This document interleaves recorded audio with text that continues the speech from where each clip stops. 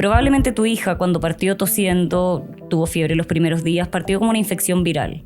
Siempre lo ideal, si es que tu hijo no tiene una condición de base, es evaluarlo al segundo día para que ya esté un poco más maduro el cuadro. Primero, tú para evaluar un niño con signos de dificultad respiratoria tienes que haberle hecho bien un aseo nasal. Los niños de base son respiradores nasales. Si el niño está con la nariz tapada, con mucosidad, va a respirar mal. ¿Cuándo deberíamos preocuparnos? Cuando estas infecciones virales se complican recurrentemente con infecciones bacterianas.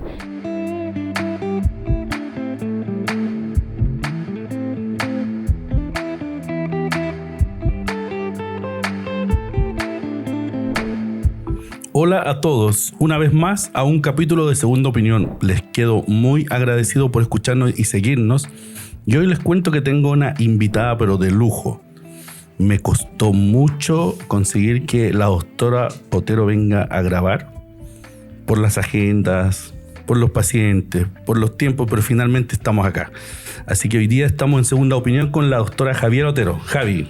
Hola Ferre, muchas gracias por la invitación. Acá estamos listos para ayudar a educar a la población. Oye, gracias a ti, Javi, por participar hoy día. Y Dani, por favor, cuéntanos, ¿quién es la doctora Javiera Otero? La doctora Javiera Otero es pediatra de la Universidad de los Andes. Su trayectoria y experiencia se ha focalizado en las atenciones de urgencia pediátrica. Actualmente trabaja en Clínica Las Condes y es parte del equipo de pediatras A Tu Casa. Gracias, Dani.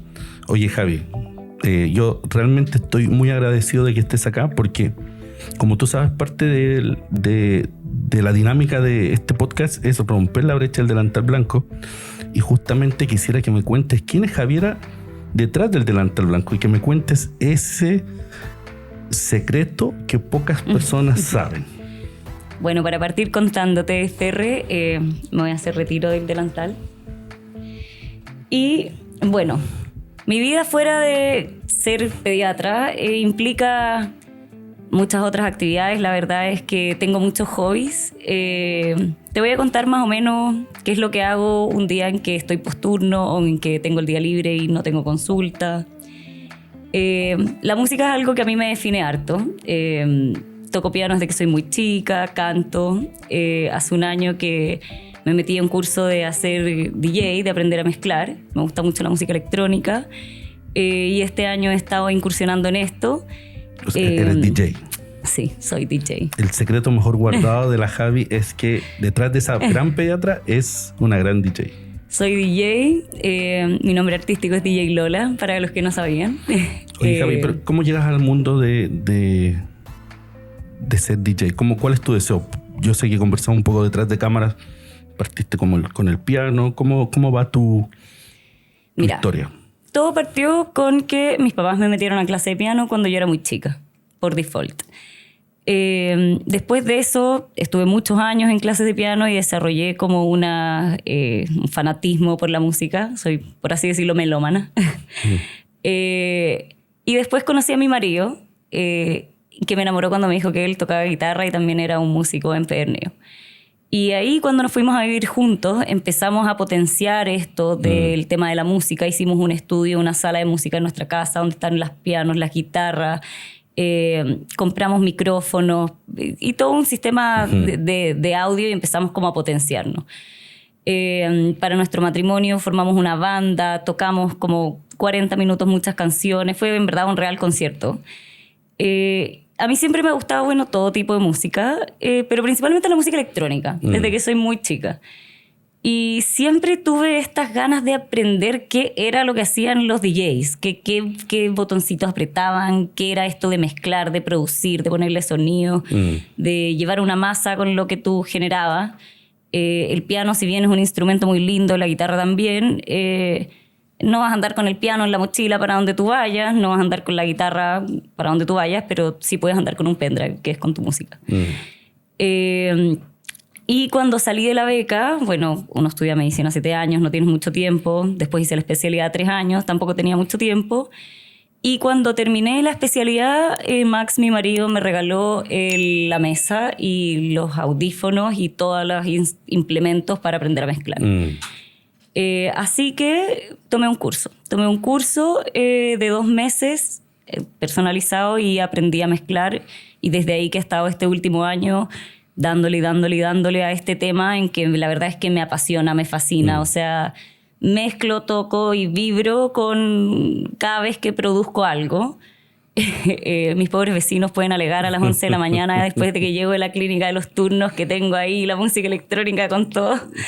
Pero la verdad es algo que me llena el alma. Perfecto, hacer música. Perfecto. Yo les apuesto que mucha gente no conocía el secreto mejor guardado de la Javi. Sí. Oye, Javi, ya como para entrar en materia, en tema. Hoy día vamos a hablar de un tema súper importante y muy relevante por lo demás. Y probablemente tú tienes mucha experiencia porque has focalizado tu nicho en la urgencia. Y algo que nos pasa a muchos papás es las infecciones respiratorias en los niños. Y hoy día vamos a hablar justamente de eso, infecciones respiratorias en niños, y vamos a hablar un poco sobre virus y bacterias. ¿Te parece? Mira, yo te voy a contar una historia mía. Yo como papá médico, cuando mi hija tenía como 4 o 5 años, empezó con un episodio de tos. La típica tos de los niños que vuelve del colegio, vuelve del jardín y empieza con tos. Tos, mocos. Y estuve dándole tratamiento como sintomático, con paracetamol, con ibuprofeno, un par de días, salté al salbutamol, pero finalmente después de 4 días no mejoraba. De hecho, yo recuerdo una noche, lo tengo muy latente, que la veo, estaba febril y con una respiración muy agitada, muy acelerada. Y con tos, por supuesto, mucha tos.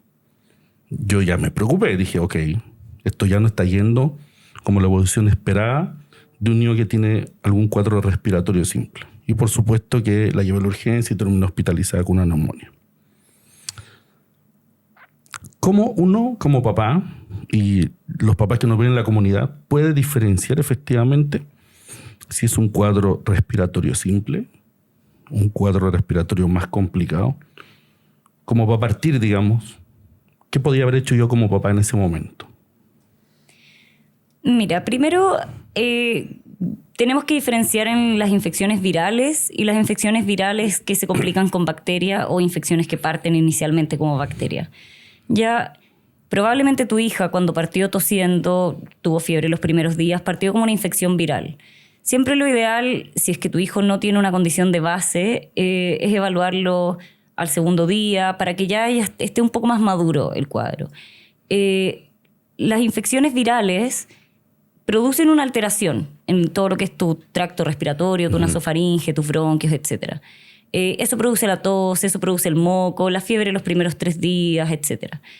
Tu hija al final terminó complicada y hospitalizada con una neumonía porque probablemente hubo una sobreinfección bacteriana, pero no siempre los niños se complican con bacterias. Es súper importante que tú como papá, mediante los controles pediátricos, te eduques y tu pediatra te eduque de cuáles son los signos de alarma, de cuándo tienes que consultar la urgencia, cuánto debería durar la fiebre viral, cuándo es fiebre bacteriana. Cada niño también es un huésped, por así decirlo, distinto. Hay niños que tienen hiperreactividad bronquial, hay niños que tienen rinitis alérgicas, problemas con las defensas. Entonces, un cuadro viral no siempre va a evolucionar igual en cada niño. Y eso también probablemente va a depender de la edad del niño. También depende mucho de la edad del niño. En general, los pediatras separamos las edades de los niños en recién nacido, menor de 3 meses, de 3 meses hasta 3 a 5 años y ya los escolares, que son los niños más grandes. Ok. Vamos evolucionando los síntomas. Mi hijo tiene tos y tiene mocos. ¿Qué hago? Un día, tos, moco, llega del jardín. Yo lo veo así. Todo depende de la edad. Ya. Escolar. Sí, escolar. 5 años. ¿Está bien? 5 años. Sí, escolar. Escolar 5 años. Si tienes un niño escolar que está con tos y moco, no es asmático, no tiene una condición de base, lo que tú tienes que hacer es hacer manejo del aseo nasal, manejo de la fiebre los primeros 3 días, reposo, mucha hidratación, no forzar la alimentación, ir observando los síntomas. Obviamente hay que ponerte en contacto con tu pediatra. Ojalá que lo evalúe el segundo, tercer día, cuando el cuadro esté un poquito más evolucionado, porque hay muchas veces que los cuadros parten como una rinofaringitis o parten como una rinitis, y tú como pediatra no tienes mucho más allá elementos que dar fuera del aseo nasal, el manejo de la fiebre, etcétera, pero que al segundo o tercer día evoluciona una bronquitis o se complican un poco más. Entonces, si es que es un niño grande que no tiene una condición de base, un asma, rinitis alérgica, etcétera, no es un niño que se vaya a complicar, espera 1 o 2 días para consultar con el pediatra y espera que madure un poco el cuadro. Ok, entonces en el fondo, un niño que está en la edad escolar o preescolar, que tiene solamente tos y solamente mocos, observémoslo cómo va evolucionando en las primeras 24 o 48 horas. Exacto. Es decir, nos da tiempo para que yo pueda agendar una hora con su pediatra, ¿cierto? O contactarme con su pediatra de cabecera para que él lo pueda evaluar en 2 días más, por ejemplo. Exacto. Ok, probablemente el pediatra en su evaluación va a poder caracterizar más cosas del examen físico. Sí. Ya, ok. Otro escenario. Mismo niño, misma edad, pero tiene dolor de garganta y tiene tos. Y tiene una tos que es muy característica. Una tos como muy áspera, más seca. Y nosotros la conocemos como tos perruna. ¿Es correcto? Sí. Ok. ¿Qué hacemos? Es súper importante lo que tú mencionas, que es la tos perruna.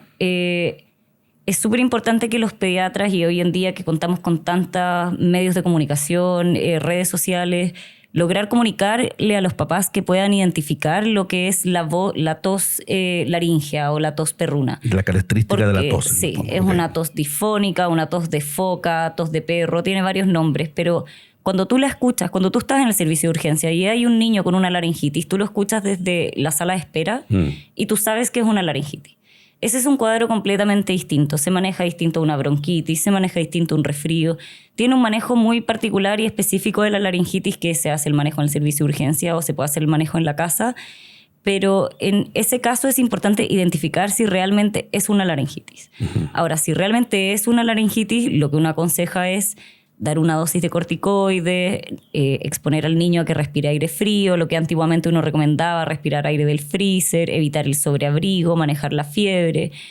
Pero esto es un cuadro como bien específico de lo que es la laringitis. Ok, si es una tos que no es la típica tos con flemas, más bien es una tos que tiene un sonido particular, sí. Ojo, sí. Ojo. Es una tos muy especial. Ya, es una tos que uno la va a reconocer en el fondo. No es como un paciente que tiene, o un niño que tiene una tos típica, sino tiene un sonido particular. Sí, la mamá que tenía un hijo con laringitis reconoce una laringitis. Sabe reconocer una laringitis. Sí. Perfecto. Y ese niño lo más probable es que necesite una atención y un control más precoz. Sí, ese niño necesita atención y control inmediatamente. Ok, entonces mantengámonos en este niño. Niño con estas características, con esta tos especial más aguda, ¿cierto? Más seca y tiene fiebre. ¿Cuándo, en qué momento yo decido, como papá, ver y decir, ok, tengo que llevarlo inmediatamente en urgencia o podría sacar una hora con el pediatra mañana? ¿Hay algo que yo pueda ver clínicamente? Es súper importante la pregunta que me acabas de hacer, Ferre, que son los signos de alarma. Los signos de alarma nosotros los podemos dividir en los signos de dificultad respiratoria y los signos de una sobreinfección bacteriana. Okay. ¿Ya? Los signos de dificultad respiratoria son un niño que, por ejemplo, se le marcan las costillas para respirar, que está respirando muy agitado, muy acelerado, muy rápido, que tiene coloración azulada de labios. Ahora, para evaluar estos síntomas de dificultad respiratoria, hay ítems muy importantes que quiero transmitirle a los papás. Primero, tú para evaluar un niño con signos de dificultad respiratoria tienes que haberle hecho bien un aseo nasal. Los niños de base son respiradores nasales. Si el niño está con la nariz tapada, con mucosidad, va a respirar mal. Entonces, tú vas, le aspiras los moquitos, le haces un buen aseo nasal, esperas a que el niño termine de llorar, porque claramente no le va a gustar que le hagan aseo nasal. Le descubres el pecho, le bajas la fiebre, esperas a que esté en reposo y ahí recién tú evalúas la respiración. ¿Qué alternativas tiene para bajar la fiebre? ¿Qué tengo? Paracetamol, ibuprofeno, diclofenaco, medidas físicas. Medidas físicas. Medidas físicas es tener paños húmedos, ponerle Paños húmedos. el sachet azul que uno tiene en la farmacia. ¿Cuál es la mejor recomendación? Mira, partiendo con las medidas físicas, uno ahora recomienda ponerle paños con agüita tibia porque antiguamente les ponían paños con agua helada. Ya, y ahí les bajaba mucho la temperatura. La verdad es que no es ni muy helada ni tibia. Son paños con agua fría, húmeda, pero que no vayan a ser muy violentos para el niño. Menor a la temperatura corporal. Claro. Okay. Desvestirlo, obviamente. No vas a tener un niño febril y además súper abrigado. Después de ponerle estas medidas físicas, puedes usar antipiréticos, que son los remedios para la fiebre. A cualquier edad puedes usar paracetamol. El paracetamol es súper importante que sea siempre tu primer caballito de batalla, como nosotros le decimos. Y esto también es algo muy importante que quiero transmitirle a las mamás, que es el paracetamol puede demorar 1 hora, 1 hora y media en bajar la fiebre. Entonces, paciencia. Si después de que le dieron paracetamol no le ha bajado la fiebre, ahí tú puedes acudir a los antiinflamatorios, que según la edad del niño, si es mayor de 6 meses, mayor de 2 años, puedes usar ibuprofeno en el primer caso o diclofenaco en el segundo caso. Después de manejarle la fiebre al niño, ahí tú, vamos a volver a los signos de alarma, ahí tú recién puedes como evaluar, ¿ya? Y respecto a cuando tú me preguntabas cuándo realmente deberías ir a urgencia, por ejemplo, por fiebre, es cuando la fiebre le dura más de 3 días. Y 3 días me refiero a 72 horas, no fiebre que partió el lunes en la noche y el miércoles en la mañana están en urgencia, porque ahí en verdad hay 36 horas. Son las 72 horas completas desde que tuvo la primera fiebre sobre 38. No 37,5, no 37,6, siempre fiebre sobre 38. Fiebre sobre 38 medido con un termómetro axilar. Ok. Ya, entonces yo ocupo medidas tanto como externas, le quito la ropa, le pongo paños húmedos bajo la temperatura, le doy el paracetamol y le doy ibuprofeno si es que no anda bien. Controlo la fiebre. Hago algo más, lo observo, lo llevo a la urgencia. Volvamos a tu caso hipotético de que tienes a tu hija con tos y fiebre. Ya, le bajaste la fiebre para poder evaluarla. Le hiciste el aseo nasal para poder evaluar su respiración. Esperas a que esté tranquila, acostadita en su cama, ojalá durmiendo, viendo tele. Le descubres el pechito y ahí recién tú observas la respiración. Porque si tú la evalúas estando con fiebre o estando con mocos, tú vas a ver un niño con dificultad respiratoria. Porque están mucho más, el metabolismo está mucho más acelerado. Claro, o sea, un niño con fiebre está con un metabolismo acelerado, está teniendo que tener una frecuencia respiratoria acelerada por un tema metabólico, como tú muy bien dijiste.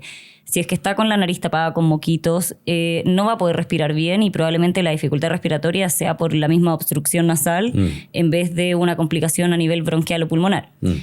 Y después de que tú evaluaste a tu hija, después de haber hecho todas estas medidas, bajar la fiebre y todas las medidas mecánicas, si aún así persiste con estos signos de hundimiento de costilla, respiración agitada o coloración azulada de labios, ahí tú recién vas a la urgencia. Perfecto. En el fondo, no es que yo me quedo tranquilo después de darle las medidas, sino que requiere otra nueva evaluación en la casa un poco para decidir. Y yo creo que aquí el mensaje es como uno como papá conoce al hijo y uno más o menos conoce cómo es su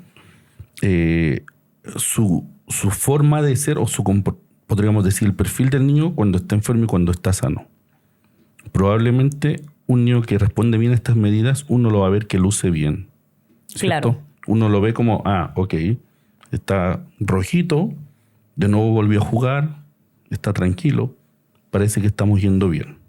Es que hay muchas veces que nos llegan a la urgencia el mismo cuadro que tú describes y los papás le dan el paracetamol, le dan el ibuprofeno, no esperan a que le baje la fiebre y parten al tiro a la urgencia. Llegan, tú te los encuentras 1 hora después de que hicieron todo esto en el box y el niño está corriendo, jugando a la pelota en el box, muerto de la risa. Y la verdad es que tuvo respuesta a todas las medidas que le hicieron los papás, pero ante la desesperación igual querían una evaluación médica inmediata. Y esto igual conlleva a llevar a un niño a la urgencia, exponerlo a otras infecciones. Entonces es muy importante que desde los primeros controles pediátricos nosotros logremos educar a los papás, nosotros como pediatras logremos educar a los papás y nosotros como papás logremos que nos respondan todas estas dudas que tú me estás haciendo para poder manejar un cuadro viral respiratorio en la casa. Esto porque la gran mayoría de los cuadros son virales y eso significa que probablemente después de unos días la enfermedad se va a controlar, ¿cierto? Sí. Y lo que nosotros llamamos se autolimita. Sí. Es decir, el niño va a tener mejoría de la infección viral. Claro. Ok. ¿Qué pasa si después de la observación yo aún siento que tiene algo? Supongamos, mismo cuadro, mantiene la tos, estuvo febril, pero además ahora lo noto más decaído. ¿Hay como algunos signos de alerta como para pensar en una complicación viral? Mira, y aquí hay un concepto que me gustaría como transmitirle harto a las personas que nos están escuchando. Te voy a hablar un poco de las infecciones virales y cuando un resfrío o un cuadro respiratorio viral se complica con bacteria. Porque al entender este concepto van a entender muy bien la evolución de un resfrío, cuándo se complica, cuándo no, cuándo antibiótico. Así como para entender, ¿cuál es la diferencia en simple de un virus y una bacteria? La bacteria es un microorganismo que puede sobrevivir por sí sola, no necesita de otro ser vivo para poder reproducirse y vivir en el ambiente. Por lo general, nuestro cuerpo está colonizado por millones de bacterias en nuestra nasofaringe, en nuestra piel, en nuestro intestino, que es lo que más conoce la gente, la microbiota intestinal. Y tiene una función como de simbiosis con nosotros. O sea, ellas nos parasitan a nosotros, pero también nos aportan al funcionamiento de nuestros organismos. Por otro lado, un virus es ni siquiera se clasifica como un microorganismo, sino que es una como partícula infectante que sobrevive muy poco tiempo en el ambiente sin adherirse a otro ser vivo y generar una infección y reproducirse a nivel celular del huésped vivo, por así decirlo. Cuando uno se contagia con una infección viral, este virus entra a tus células y te empieza a generar una alteración en todo lo que es tu tracto respiratorio. Se altera la mucosa, la barrera de la nariz, se genera flema, se alteran las barreras de protección mecánica, se genera inflamación, por así decirlo. Esto produce todos los síntomas molestos que conocemos como tos, moco, nariz tapada, malestar, dolor de cabeza, etc. Cuando ocurre esto, como te había mencionado antes, la microbiota que vive en nuestra nasofaringe, que son millones de bacterias, aprovechan esta instancia en que se altera toda la barrera de protección de nuestro tracto respiratorio y se meten a lugares donde no deberían estar. Por ejemplo, se van al oído y te generan una otitis media, se van al pulmón, te generan una neumonía bacteriana, se empiezan a reproducir en estas cuevitas que nosotros tenemos alrededor de la nariz, que son las cavidades paranasales, te generan una sinusitis. Entonces, ¿por qué te cuento esto? Porque toda infección viral en un niño, en un huésped, que sea sano, que tenga bien sus defensas, que no tenga una patología de base, por ejemplo, una rinitis alérgica, asma, adenoides grandes, problemas en las defensas, etc. Un resfrío viral normal debería durar 7 días y debería mejorar. Después todo nuestro tracto respiratorio empieza a regenerarse, las células y todo, y vuelve a estar todo normal. Pero cuando hablamos de un resfrío complicado, por así decirlo, es cuando estas bacterias de nuestra nasofaringe se meten a lugares donde no deberían estar. Y ahí hay signos que tú vas a poder identificar cuando un resfrío se complicó y necesitó antibiótico. Perfecto. Como por ejemplo, resfrío y empieza con dolor de oído, dificultad respiratoria, o tos con flema que se queda muy pegada, moquitos que duran más de 10 días que se empiezan a poner muy espesos. Y el signo que más fácil pueden identificar los papás en la casa es la fiebre sobre 38 que dura más de 72 horas. Tú tienes un niño que tiene una fiebre que ya lleva 4 o 5 días, eso no es viral. O sea, hay muy pocos virus que te generan un síndrome febril de más de 72 horas. Ok. En el fondo, en esos niños que tienen fiebre prolongada, ojo. O sea, ahí sí o sí hay que reevaluar. Uno no puede tener en la casa un niño con fiebre más de 3 días completos. Claro.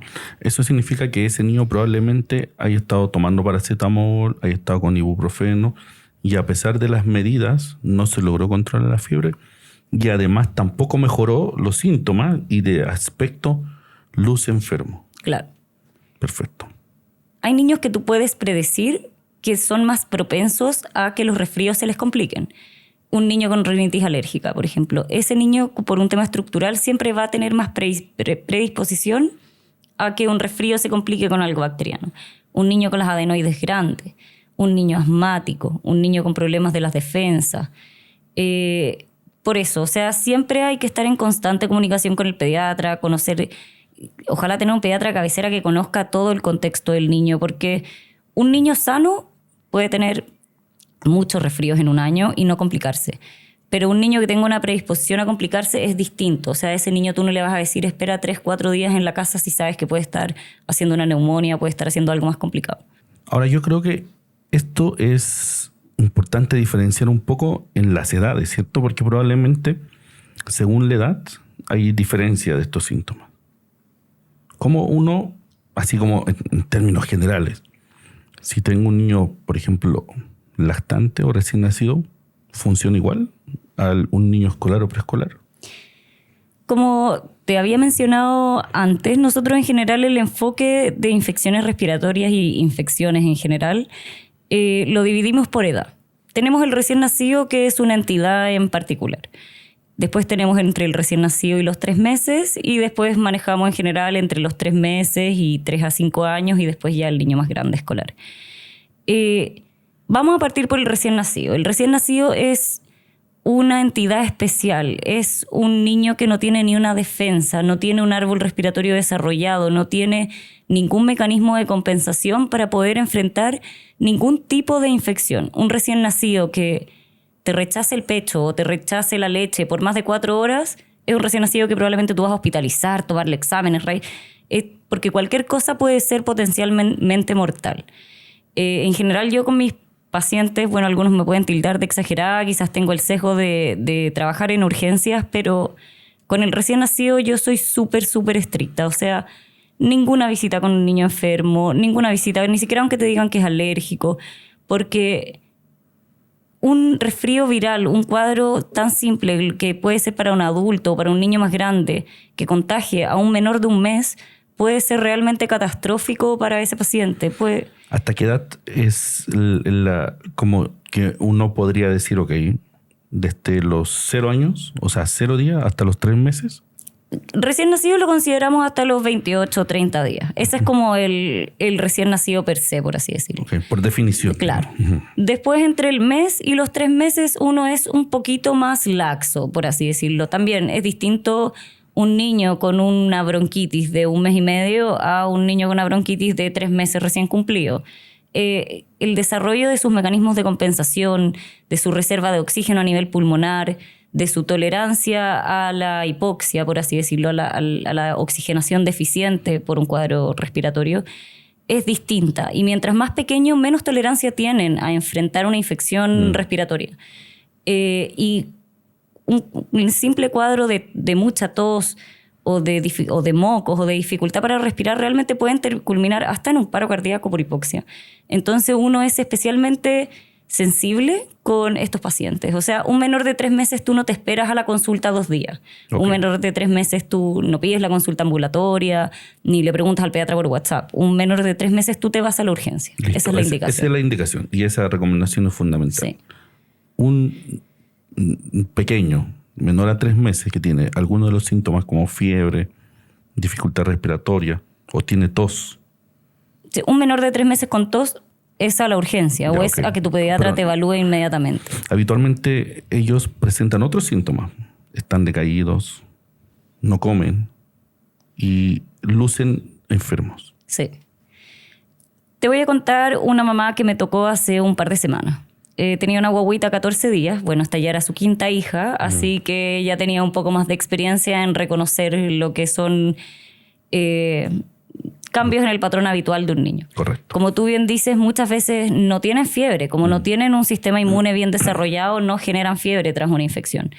Hay veces que la tos va a venir después, o sea que está ya recién incubando el virus y ni siquiera ha logrado manifestarlo y va a empezar a darte signos de que el niño está infectado. Y esta mamá identificó que la guagüita no recibió la leche por 3 horas. Y esa guagüita terminó hospitalizada, bueno, después se le hizo una punción lumbar, por ejemplo, tenía una meningitis. Son síntomas muy sutiles.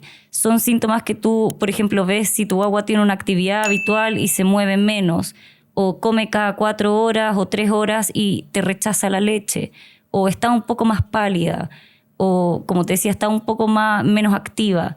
Tú con el menor de 3 meses tienes que tener, por así decirlo, un ojo de lince. Sí, ese es el dicho. Porque los síntomas son muy sutiles. O sea, tú no siempre vas a ver mocos, tos y fiebre. De repente rechazo alimentario, hipoactividad, cambio en la coloración. Y aquí el menor de 3 meses sí es un grupo etario en que tú tienes que correr, por así Perfecto. decirlo. Esa es, adelantemos una recomendación. Sí.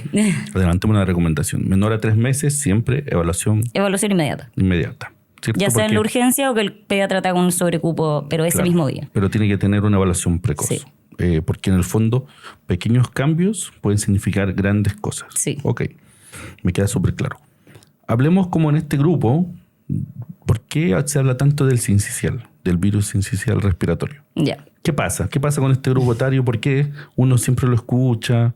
Los papás lo tienen como medio grabado como en la conversación. Mira, en general, las infecciones virales, uno no siempre identifica el virus que produce las bronquitis o el resfrío, etcétera, porque en general siempre es lo mismo: mocos, tos, fiebre, etcétera, manejo sintomático. Pero el virus respiratorio sincicial tiene una particularidad, que tiene una agresividad en la obstrucción bronquial que genera. Y además no solamente genera que el bronquio se cierre, sino que además hace que la capa interna del bronquio se descame. Entonces a este niño se le cierra el bronquio y se le taponea con secreciones. Entonces no es algo que van a poder manejar los papás en la casa solo. Ahora, es muy distinto un niño con sincicial que tenga 2 años a un niño con sincicial, como estábamos hablando, que tenga 3 meses. Además, el virus respiratorio sincicial per se genera una hiperreactividad bronquial posterior a la infección cuando se contagian muy pequeños. Entonces son niños que además no solamente lo pasaron mal por la infección, sino que lo van a estar pasando mal muchos meses después, porque con cada virus que entre, independiente de que ya no sea sincicial, van a generar bronquitis y el bronquio se va a cerrar y el bronquio se va a cerrar. Todo esto por una secuela que deja, por así decirlo, el virus sincicial. Perfecto. En el fondo, un poco va a depender la edad en la cual uno puede diagnosticar, digamos, el virus sincicial para definir los síntomas y la severidad. Porque probablemente un sincicial, si es mucho más grande, el niño tiene más capacidad para responder que uno pequeño. Sí, y eso es con todos los virus. O sea, el cuerpo de un niño más grande está mucho más preparado para enfrentar todo el daño que le genera un virus al árbol respiratorio. Tiene más musculatura para respirar, su tráquea, sus bronquios son más amplios, sus pulmones tienen mayor reserva de oxígeno, están mucho más capacitados. Una guagua de 3 meses con un virus respiratorio sincicial puede ser muy catastrófico. ¿Cuándo es importante?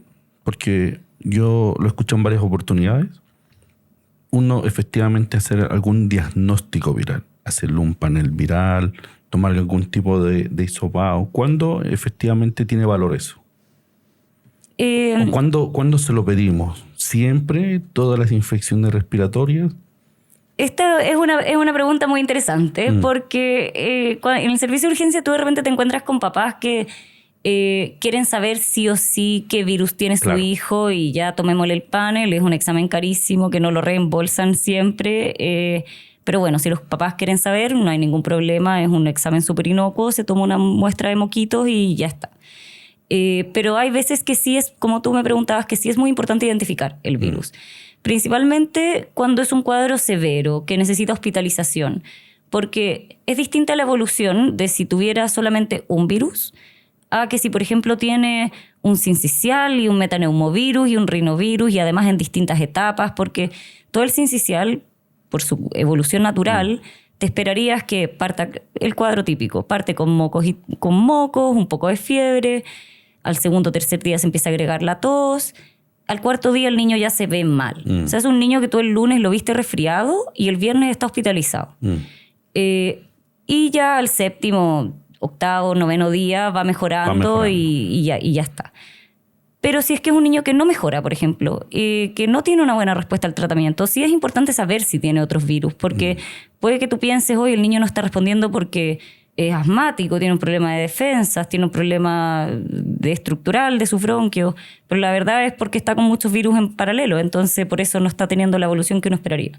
Entonces un niño hospitalizado, sí, uno siempre toma un panel viral. Es decir, aquel niño que tiene una infección respiratoria un par de días, con síntomas como mocos, un poco de tos, quizás febril, no es necesario tomarle un panel viral de entrada, digamos. No, porque en el fondo la conducta no va a cambiar en ese momento. Exacto. Perfecto. O sea, eso es súper importante porque de repente uno tiene tanta angustia como papá, decir, oye, ¿y si es otro virus?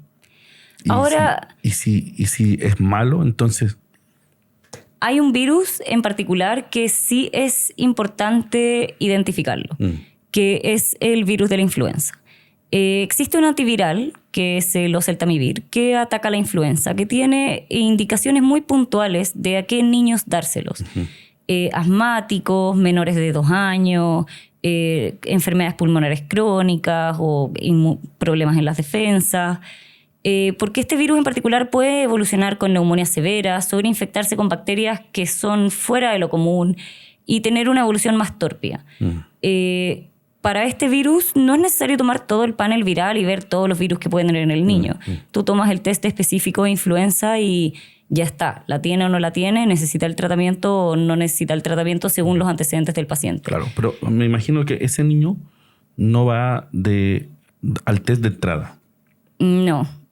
Pero, por ejemplo, un asmático, yo sí le tomo el test de influenza. Ya, ok. ¿A los par de días de los síntomas o uno logra... Si es que tiene un cuadro que me sugiera que es influenza. Ya, es decir, en el fondo debería tener una evaluación formal pediátrica para que en el fondo el pediatra pueda decir, ok, si en verdad va a ser útil tomarle, sí, o en verdad no va a cambiar en nada la conducta porque probablemente el examen físico esté ok. Claro. Lo que pasa es que en estos niños que tienen la indicación formal de recibir el antiviral para la influenza porque tienen más riesgo de evolucionar con una neumonía grave, a esos niños específicos yo sí se los pido al tiro. Ya, o sea, pero hay un perfil de niño. Sí, es un perfil específico de niño. No es oseltamivir para todos. Para todos los niños con fiebre y tos. Claro. O sea, al niño que tiene indicación de dejarle el antiviral, se lo voy a pedir. Ya, ahí va a ser útil en el fondo. Sí. Perfecto. ¿Te parece si entremos a los mitos? Hay hartos mitos. ¿Te parece? Voy a leer algunos que nos han llegado. Por ejemplo, ¿es normal que mi hijo viva con mocos? Y la otra pregunta es, ¿puede estar resfriado todo el año? Esta es una gran pregunta. Quiero transmitirle a todas las mamás y papás que nos están escuchando que un niño efectivamente puede estar resfriado de 10 a 12 veces en un año. Puede estar resfriado casi todos los meses del año. O sea, es decir, probablemente nos pasa a varios papás. Es decir, llega a la casa, vuelve al colegio, está un par de semanas, vuelve con mocos, se mejora, pasan otras 3 semanas, otra vez mocos. Y ni siquiera pasan 3 semanas, es que te escucho y me da como... es tan familiar lo que me estás contando porque es... Pero doctora, acaba de salir del cuadro de resfrío, volvió el lunes al jardín y estamos acá el viernes de vuelta en la consulta y le tratamos el cuadro del resfrío, vuelven al jardín, pasan 3 días, volvimos de nuevo y es así todo el año. Ahora, si un niño solamente cursa con cuadros de resfrío común o rinofaringitis, como le decimos técnicamente... Que en el fondo eso en la práctica son mocos. Mocos y tos por moco, sin bronquitis. Si es que tiene de 10 a 12 cuadros de una infección viral respiratoria no complicada, tu hijo es completamente normal. Solamente que está expuesto a muchos virus como es la sala cuna, el jardín infantil y el colegio. Ya. ¿Cuándo deberíamos preocuparnos? Cuando estas infecciones virales se complican recurrentemente con infecciones bacterianas. Lo que yo te explicaba de la microbiota que te hace otitis, sinusitis, neumonía, etc. Porque tu sistema inmune debería ser lo suficientemente capaz de controlar esta infección viral y mantener a tu microbiota nasofaringea donde debería estar. y que no te genere tantas infecciones. Ahora, si es que tú me dices que es un niño que ha tenido 2 o más neumonias bacterianas en un año, 3 o más sinusitis bacteriana, 4 o más otitis O que haya media. hospitalizado. Claro, o que tenga muchas hospitalizaciones o que haga cuadros severos por infecciones bacterianas que uno no se espera. Ese es un niño que tiene que ser evaluado su sistema inmune por un inmunólogo. O sea, hay algo pasando ahí. Ahí tú te tienes que preocupar. Un niño que use más de 3 veces antibióticos en un año, dependiendo la causa, pero no es algo normal. Okay. Hay algo que está de base. Es decir, el mito de que un niño puede pasar enfermo el año es probable, pero atentos a que no sean complicaciones respiratorias de esas enfermedades. Claro. Y otro ítem importante de este mito que te estaba mencionando es, bueno, uno son las infecciones bacterianas, porque ahí hay que hacer una real evaluación de la inmunidad. Pero también un niño que se contagie con muchos cuadros virales y que haga muchas bronquitis, también hay que evaluarlo. Okay. Porque un niño que se infecta con un virus debería ser una rinofaringitis, una faringitis, y quedar ahí. Pero si tu niño está constantemente necesitando salbutamol, el pediatra te dice que hace bronquitis, hay una hiperreactividad bronquial de base. Eso lo tiene que evaluar un broncopulmonar, quizás necesita quedar con una terapia con puff controlador, o sea, hay que evaluarlo. Okay. Pero 10, 12 rinofaringitis o resfríos comunes no complicados en un año, tu hijo es completamente normal. Ya, no preocuparse. Sí. Entonces ahí va la otra como pregunta asociada a esto. Entonces, preocuparse en caso que efectivamente tengas muchos cuadros respiratorios asociados a bronquitis o requerir corticoides en varias oportunidades al año o muchos ciclos de antibióticos también o efectivamente que mes a mes estén pasando complicaciones independiente de la edad. Independiente de la edad. Sí. Ok, bien. Otra pregunta súper interesante y yo creo que vale la pena tocarla. Una persona de la comunidad nos pregunta: mi vecina me dijo que mi hijo puede tener EPOC. ¿Qué es eso? ¿Y es peligroso? Y eso es interesante porque en el fondo el EPOC pareciera que es de adulto. Sí. Probablemente un niño no tenga EPOC.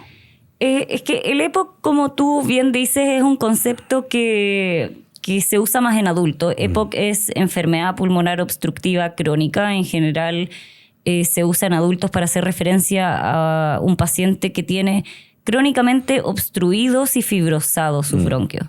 Ya, yo creo que la vecina quería referirse a otro concepto que usamos en pediatría, que es similar, pero su base fisiopatológica o biológica, por así decirlo, es distinta, que es el concepto de SBOR, o síndrome bronquial obstructivo recurrente.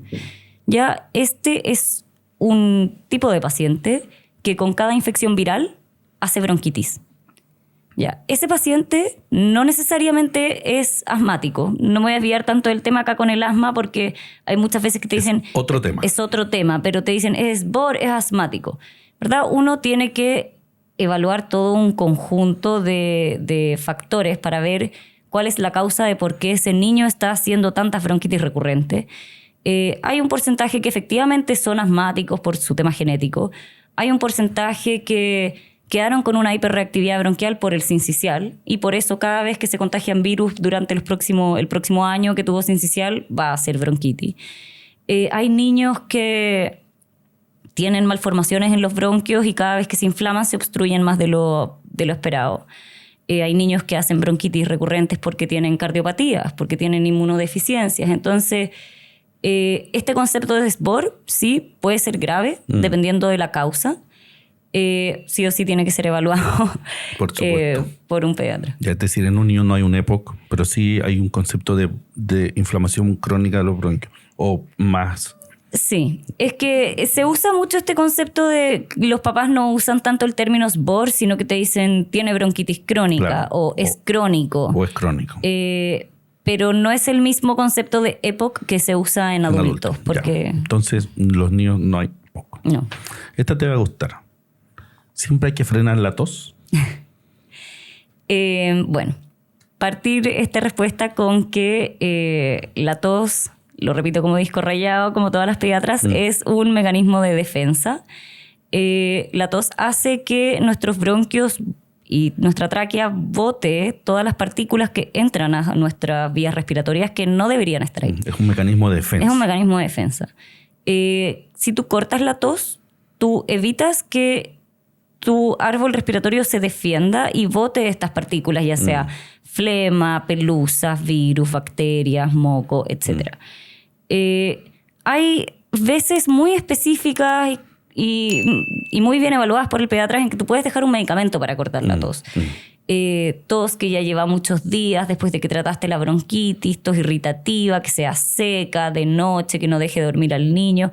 Ya ahí quizás tú podrías evaluar algún mecanismo para apaciguar un poco la tos. Tú nunca la vas a cortar. Correcto. Es decir, no se automediquen con antitusivos. Jamás, jamás. O sea, para partir, el antitusivo por excelencia en medicina es la codeína. Y la codeína no está aprobado su uso en menores de 12 años, así que prácticamente los pediatras no lo usamos.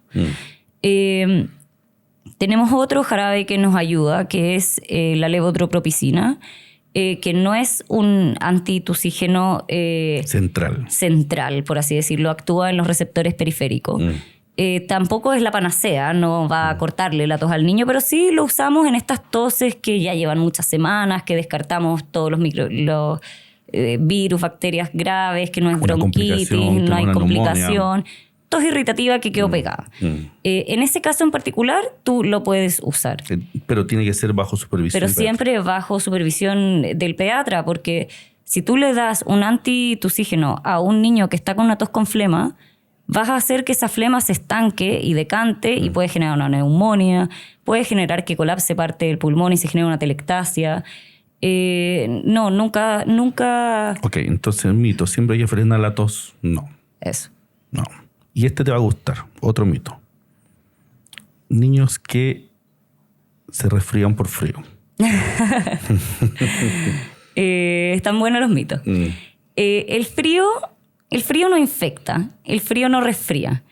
El análogo a exponer a un niño al frío es lo mismo que exponer, por ejemplo, a un niño al humo de la chimenea, al humo del tabaco. Lo que hace el frío es que altera y paraliza mecanismos de defensa de nuestra nasofaringe que evitan que entren virus y bacterias y no se infecten. Ya el frío, por así decirlo, es un irritante. Paraliza los cilios, disminuye la producción de moco, altera la consistencia del moco, pero al igual como otro irritante, como por ejemplo el humo del tabaco, el humo de la chimenea, etc. Lo que resfría son los virus.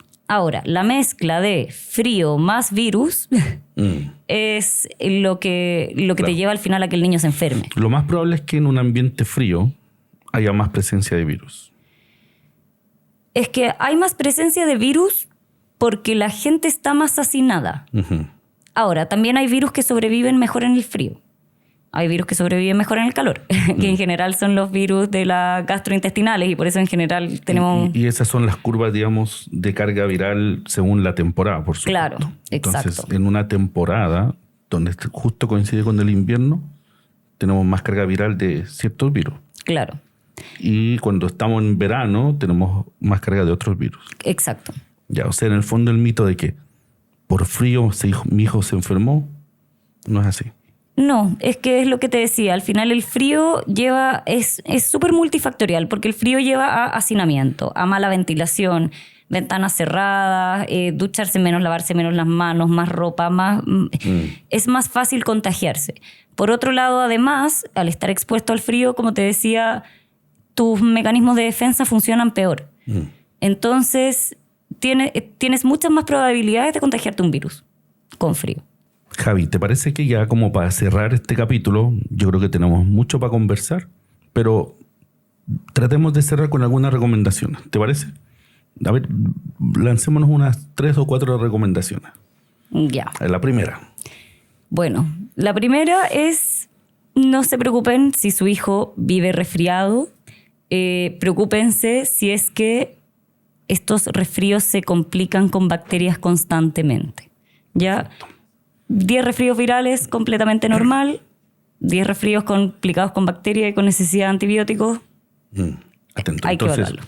recomendación número 1, tranquilos con los síntomas respiratorios simples, pero atentos y ojo a todo lo que uno pueda pensar que está saliendo de la línea de lo esperable. Exacto. Fiebre prolongada. Las complicaciones de Dificultad. resfrío, o sea, fiebre que dure más de 72 horas, dolor de oídos asociados a resfrío, signos de sinusitis que son moco sobreinfectado con fiebre alta o ya neumonias bacterianas. Neumonía bacteriana. Perfecto. Ya, recomendación número 1. Recomendación número 2. ¿Algo con los antibióticos? Nunca automedicarse con antibióticos. Esto por muchas razones. Primero, es súper importante que tu pediatra lleve una real constancia de cuántas sobreinfecciones bacterianas tiene tu hijo. Porque como les mencionamos durante todo este capítulo, un niño que haga muchas sobreinfecciones bacterianas es un niño que hay que estudiar. Tú en tu casa no vas a poder saber si realmente ese es un resfrío viral o si se complicó. Si tú le das un antibiótico y se mejora y era solamente un virus, probablemente se iba a mejorar igual porque es la evolución normal del virus. O sea, el antibiótico es una indicación médica. Segundo, respecto al antibiótico, no sirven los antibióticos que ustedes usaron para cuadros bacterianos previos de partida porque... Eso es muy típico, ¿eh? Sí. Le di el antibiótico que le dieron la otra vez.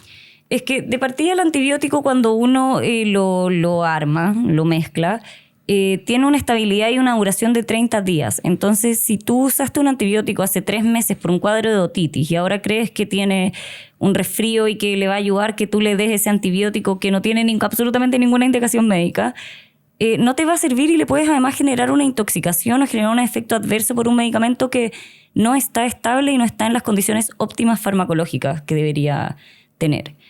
Y tercero es que si tu hijo está cursando realmente con una infección bacteriana severa y tú le das un antibiótico que no corresponde o antes de tiempo, esto puede generar que se falseen exámenes muy importantes para el médico de poder identificar la bacteria que está generando la infección a tu hijo. O que cambie la curva esperable de la enfermedad. Y que cambie también la curva esperable de la enfermedad. Entonces, la verdad es que hoy en día están a muy libre disposición los antibióticos y muy ampliamente usados sin una indicación real de tener que ser usados. Y conllevan además muchos efectos adversos, alteran nuestra microbiota nasal, intestinal, cutánea. Entonces, la verdad es que un antibiótico tiene que ser una indicación estrictamente médica. Y no por dejarle más antibióticos a tu hijo, un pediatra va a ser mejor pediatra. Perfecto. Yo creo que a propósito podemos tocar la tercera recomendación que tiene que ver sobre no todos los niños son iguales. Sí. Bueno, y la tercera recomendación que mis pacientes siempre se las doy, soy súper estricta al respecto en todos los controles sanos, es el menor de 3 meses y el menor de 1 mes es una entidad muy, muy, muy débil, muy propensa a cualquier tipo de infección grave. Entonces, nunca, o intentar en lo posible, si tienen hermanos más grandes, obviamente, que tengan contacto con niños u otras personas que están con síntomas respiratorios o están enfermos. Porque un resfrío común en un niño grande puede ser una intubación o un cuadro muy grave en una guagüita menor de 3 meses. Eso es súper importante porque en el fondo puedes exponer a un niño, a un recién nacido o un menor, un lactante, ¿cierto?, de infecciones más severas. Exacto. Oye, Javi, te quiero agradecer. Estoy, la verdad, que muy agradecido por tu visita. Yo creo que nos dan para hablar mucho más. Sí. No, este tema es larguísimo. Y como es tradición de nuestro programa y de nuestros capítulos, te vamos a hacer entrega del regalo del invitado. Buenísimo. Vamos a romper la cámara. Eso. Oye, te queremos regalar un terrario de los chicos de Notofagus. ¡Ay, me encanta! Gracias. Como sabes, los terrarios es un ecosistema. Dani, cuéntanos qué significa este terrario. Plantemos juntos semilla de salud y sabiduría en cada episodio de Segunda Opinión con el Dr. Ferre. Tu participación es nuestra fuerza. Te obsequiamos un terrario como símbolo de agradecimiento. Cultivemos bienestar. Oye, y Dani, cuenta porfa cómo la gente puede ubicar a la doctora Javiera Otero. ¿Cómo la encuentra en Instagram? También puedes seguir a la doctora Javiera Otero en su Instagram, @pediatra.javieraotero. No dejes de escucharnos en YouTube y Spotify, @segundaopinión.drferre, y seguirnos en Instagram, Facebook y TikTok, @segundaopinión.drferre. Oye, Javi, otra vez, muchas gracias. Gracias a ti por la invitación, Ferre. Lo pasé increíble. Me alegra mucho. Así que te vamos a tener de invitada para los próximos episodios. Y yo agradezco nuevamente a toda nuestra comunidad. Los invito a seguirnos. Compartan este capítulo a la gente, a las personas que crean que le va a ser útil. Pónganle like. Pónganle campanita. Y nos vemos en el próximo capítulo de Segunda Opinión. Chao.